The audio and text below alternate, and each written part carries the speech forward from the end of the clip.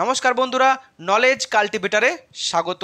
আমি সুদীপ ঘোষ শুরু করছি আজকের ক্লাস, যেখানে মজার ছলে হয় জ্ঞানের চর্চা। আজকে একটি গুরুত্বপূর্ণ বিষয় নিয়ে আলোচনা করব।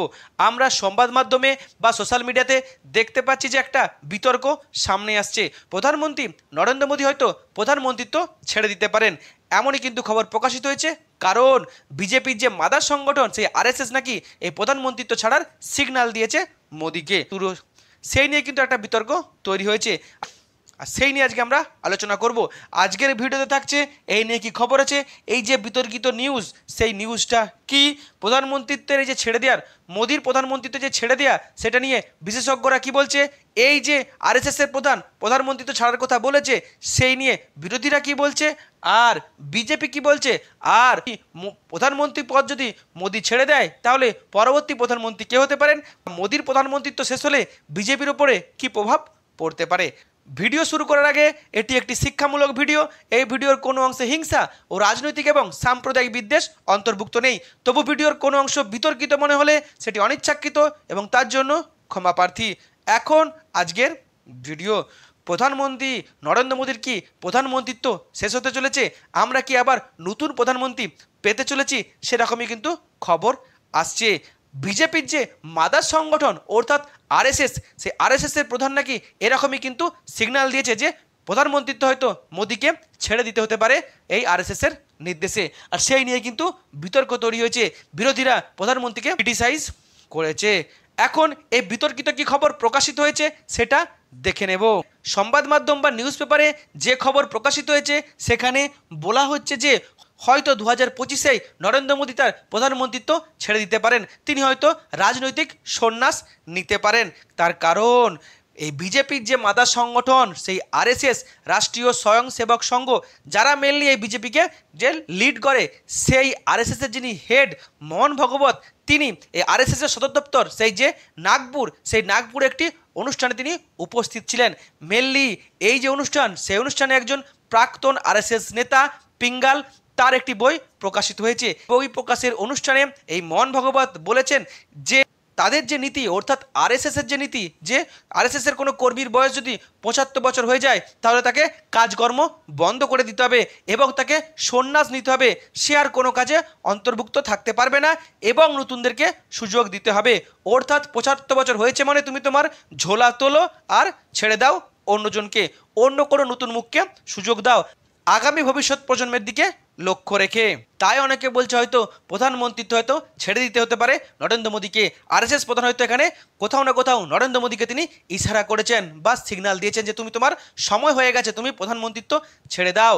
কারণ ভারতবর্ষের প্রধানমন্ত্রী নরেন্দ্র মোদীর বর্তমান বয়স হলো 74 বছর 10 মাসের মতো, এবং আর 2 মাস বাদে অর্থাৎ সেপ্টেম্বর মাসে আমাদের প্রধানমন্ত্রী তিনি 75 বছর বয়স পূর্ণ করবেন। আর এখানেই কিন্তু সমস্যা, কারণ আরএসএসের বয়সের রেস্ট্রিকশন হচ্ছে 75 বছর। 75 বছর হয়ে গেলে কোনো আরএসএসের কর্মীরা তারা কিন্তু আর কাজ চালিয়ে যেতে পারেন না। এমনকি আমাদের পাশাপাশি যে সমস্ত বিজেপির বন্ধুরা আছে তারাও কিন্তু এই বিষয়টাকে জানে। এটা কিন্তু অনেকে আমরা শুনেছি যে কাউকে না কাউকে বলতে 75 বছর বয়স হলেই কিন্তু মোদীকে সরে যেতে হবে। বিশেষ করে এর নিদর্শন কিন্তু আগে পাওয়া গেছে। 2014 সালে যখন বিজেপি ক্ষমতায় আসে তখন যারা বিজেপির মেন যে কারিগর অর্থাৎ যারা আরএসএসের মেন যারা দক্ষ সংগঠক ছিলেন, যেমন হচ্ছে লালকৃষ্ণ আদবানি, মুরলী মনোহর যোশী, যারা বিজেপির পার্টিটাকে অনেক সংগ্রাম করে দাঁড় করিয়েছিলেন, তারা কিন্তু নতুন বিজেপি সরকারে কোনো অংশগ্রহণ করতে পারেনি, তারা কিন্তু কোনো মন্ত্রিত্ব পদ পায়নি। শুধু তাই নয়, অনেকে ভেবেছিলেন হয়তো লালকৃষ্ণ আদবানির মতো যে প্রবাদ প্রতিম নেতা, তাদেরকে হয়তো কোনো সাংবিধানিক পদে বসাতে পারে এই বিজেপি, যেমন হয়তো রাষ্ট্রপতি কিংবা উপরাষ্ট্রপতি, কিন্তু এই সমস্ত পদেও কিন্তু এই লালকৃষ্ণ আদবানির মতো নেতাকে আমরা দেখতে পাইনি। বিজেপি সূত্রে বা আরএসএস সূত্রে যে গোপন খবর, এই যখন 2014 সালে মোদী সরকার প্রতিষ্ঠা হয়েছিল তখন নাকি মোদী এদের বিরুদ্ধে রুখে দাঁড়িয়েছিল যে 75 বছর বয়স হয়ে গেছে, এরা সরকারে অংশগ্রহণ করতে পারবে না, আরএসএসের নিয়ম সবাইকে মেনে চলতে হবে। অর্থাৎ মোদী যদি তাদেরকে রুখে দেয়, এবার কিন্তু মোদীর সময় হয়ে এসছে, কারণ মোদীর 75 বছর কিন্তু হতে চলেছে। আরএসএসের নিয়ম অনুযায়ী কিন্তু তাকে প্রধানমন্ত্রিত্ব পদ ছেড়ে দিয়ে তাকে রাজনৈতিক সন্ন্যাস নিতে হবে। নতুন কোনো মুখকে তাকে প্রধানমন্ত্রিত্ব হওয়ার সুযোগ দিতে হবে। আর সেই কারণে কিন্তু এই বিতর্ক সামনে এসছে, হয়তো প্রধানমন্ত্রী মোদী তিনি প্রধানমন্ত্রিত্ব ছেড়ে দিতে পারেন। এখন এই যে আরএসএস যে সিগন্যাল দিয়েছে বা ইশারা করেছে, সেই নিয়ে বিশেষজ্ঞরা কি বলছে? মেনলি বিশেষজ্ঞরা বলছে যে আরএসএসের যে নীতি, সেই নীতি অবশ্যই বিজেপিকে মানতে হবেই। বিজেপি তার এই মাদার সংগঠন অর্থাৎ আরএসএসের নীতি মানতে বাধ্য। যেমন চীনের কমিউনিস্ট পার্টি অফ চায়না পুরো সরকারকে নিয়ন্ত্রণ করে, ঠিক তেমনই এই বিজেপিকে বা বর্তমান সরকারকে কোথাও না কোথাও ব্যাপকভাবে প্রভাবিত করে এই আরএসএসের সিদ্ধান্ত। আর আরএসএসের সিদ্ধান্ত কিন্তু মানতে বাধ্য বিজেপি।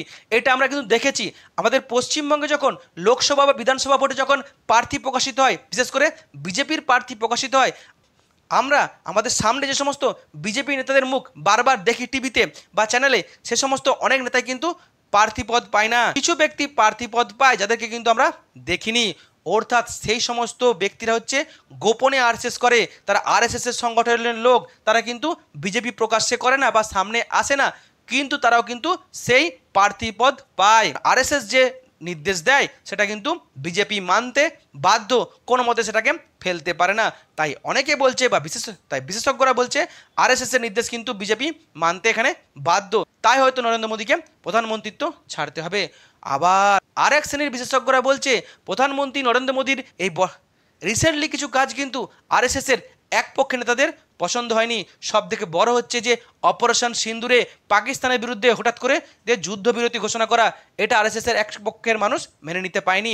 আবার মোদী ক্ষমতায় এসে আরএসএসের অনেক এজেন্ডা কিন্তু ইমপ্লিমেন্ট করেছে, যেমন হচ্ছে আর্টিকেল 370 কিংবা সিএএ বিল কিংবা এই যে ওয়াকআপ আইন। কিন্তু আরএসএসের যে আসল যে এজেন্ডা অর্থাৎ যেটা হচ্ছে হিন্দু রাষ্ট্র, এক দেশ এক আইন, এগুলো কিন্তু দেখাই যাচ্ছে যে মোদী কোনো মতে করতে পারছে না বা আগামী দিন হয়তো পারবে না। তাই তারা মোদীর কাজ নিয়ে খুশি নয়, তার পরিবর্তে তারা উত্তরপ্রদেশের মুখ্যমন্ত্রী যোগী আদিত্যনাথকে প্রধানমন্ত্রিত্ব হিসেবে চাইছে। তাই হয়তো এখানে কোথাও না কোথাও আরএসএস সিগন্যাল দিচ্ছে মোদীকে প্রধানমন্ত্রিত্ব ছেড়ে দেওয়ার জন্য। আবার এক পক্ষের বিশেষজ্ঞরা বলছে যে মোদী দীর্ঘদিন ভারতবর্ষের প্রধানমন্ত্রী আছে এবং তার বিরুদ্ধে বা তার কাজের বিরুদ্ধে কোথাও না কোথাও একটা অ্যান্টি ইনকামবেন্সি দেখা গেছে। তার ফল কিন্তু 2024-এর ইলেকশনে দেখা গেছে বিজেপি কিন্তু একক সংখ্যাগরিষ্ঠতা পায়নি। অর্থাৎ এক শ্রেণীর মানুষ কিন্তু মোদির কাজে খুশি নয়, আর মোদির যে ব্র্যান্ড, সেই ব্র্যান্ডটা কিন্তু কোথাও না কোথাও কমতে চলেছে। সেরকমই আরএসএসের কাছে কিন্তু হয়তো গোপন খবর আছে, এই ব্র্যান্ডের হাওয়া হয়তো আস্তে আস্তে কমতে পারে, যার বড় এফেক্ট কিন্তু পড়তে পারে 2029 সালে। তাই মোদি বিরোধী হাওয়া ওঠার আগেই এই মোদিকে সরিয়ে দিয়ে তারা নতুন প্রধানমন্ত্রিত্বের মুখ চাই দেশের জন্য, যা 2029-এর ভোটে একটা বিরাট বড় সুফল দিবে বিজেপিকে বা আরএসএসকে। এখন এই নিয়ে বিরোধীরা কি বলছে সেটা আমরা দেখে নেব।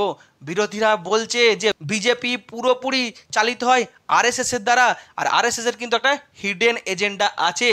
আর বিজেপি যতই বলুক আরএসএসের নির্দেশ বিজেপি মানতে বাধ্য, ঠিক চীনের ওই কমিউনিস্ট পার্টি অফ চায়নার মতো আরএসএস বিজেপিকে চালিত করছে এবং দেশের সরকারকে চালিত করছে। তাই হয়তো এই আরএসএসের কথা মেনেই নরেন্দ্র মোদীকে প্রধানমন্ত্রিত্ব ছাড়তে হবে। আর এক পক্ষ বিরোধী দল তারা বলছে যে এই রিসেন্টলি মোদী যে বিদেশ থেকে ঘুরে এলেন, সেখানে তিনি একাধিক দেশের সর্বোচ্চ সম্মান পেলেন, অনেক তিনি সম্মান কুড়িয়েছেন তার ঝুলিতে, কিন্তু তিনি যখন দেশে ফিরছেন সে দেশের মধ্যেই তাদেরই যে সংগঠন আরএসএসের মধ্যে কিন্তু তার বিরোধিতা উঠছে বা তার পদত্যাগ করার দাবি উঠছে। অর্থাৎ আরএসএস হয়তো প্রধানমন্ত্রীর কাজে খুশি নয়। আরএসএস যখন খুশি নয়, বিজেপি নিজের লোক নয় যখন খুশি নয়, তাহলে দেশবাসী কিভাবে খুশি হবে? তাহলে তো বিরোধীরা তার বিরোধিতা করবেই।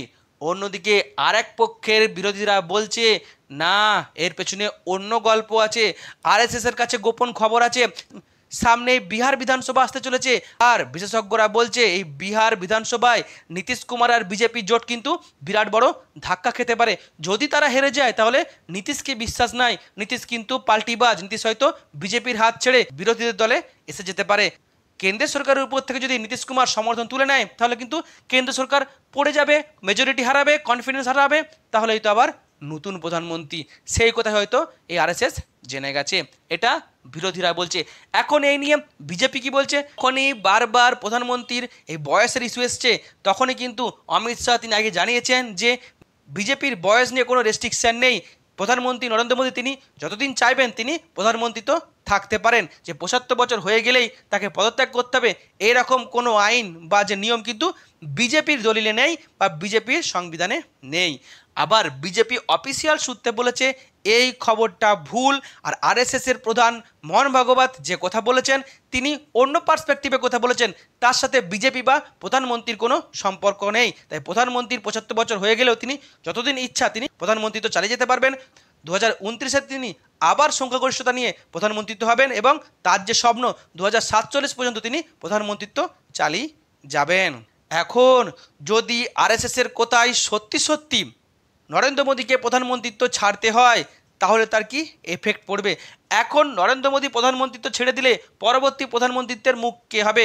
সব থেকে বড় কথা, বিজেপি বা আরএসএসের একটা সেকশন তারা সব সময় চাইছে যে উত্তরপ্রদেশের মুখ্যমন্ত্রী যোগী আদিত্যনাথ তিনি প্রধানমন্ত্রী হোক, কারণ যোগী আদিত্যনাথের কাজে কিন্তু অনেকেই খুশি এই আরএসএস বা বিজেপির লোক, বিশেষ করে তার যে অ্যান্টি মুসলিম যে অ্যাটিটিউড কিংবা তার যে বুলডোজার নীতি এটা অনেকেই পছন্দ করছে।